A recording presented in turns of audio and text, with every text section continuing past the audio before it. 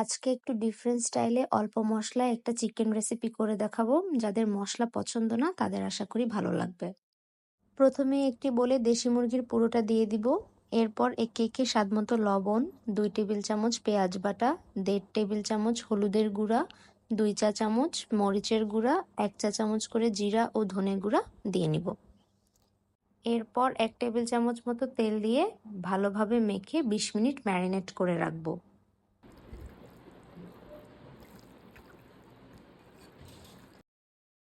এরপর একটা প্যানে হাফ কাপ তেল দিয়ে তাতে এলাচ, দারচিনি ও তেজপাতা ভেজে নেব।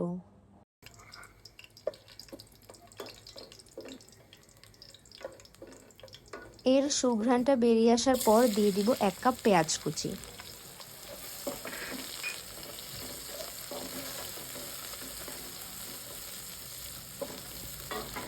পেঁয়াজ কুচি দিয়ে আবার কিছুক্ষণ ভেজে দিয়ে দিব 2 চা চামচ করে আদা রসুন বাটা।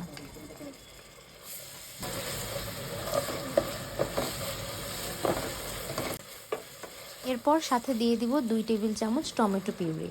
এখানে টমেটো পিউরিটা দিলে আলাদা একটা টেস্ট আসে।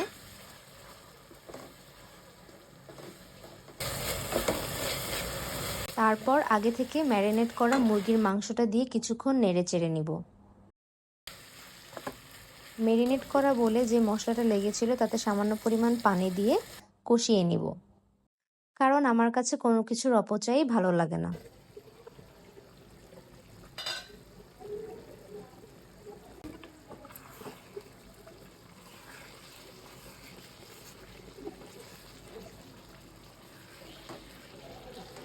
এবার কিছুক্ষণ কষিয়ে নিব। কষানো হয়ে গেলে পরিমাণ মতো পানি দিয়ে মিডিয়াম আঁচে মাখো মাখো হওয়া পর্যন্ত রান্না করব।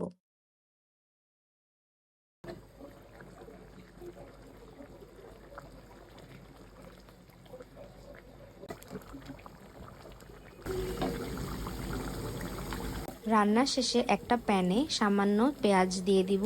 পেঁয়াজটা বাদামি হয়ে এলে তাতে সামান্য জিরার গুঁড়া দিয়ে ফোড়ন দিয়ে আবার কিছুক্ষণ চুলায় ঢাকনা দিয়ে ঢেকে রেখে নামিয়ে ফেলব।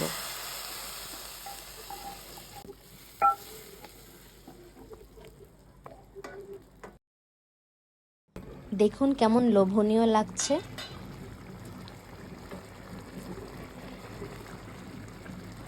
ব্যাস, এভাবে তৈরি হয়ে গেল মজাদার চিকেন রেসিপি।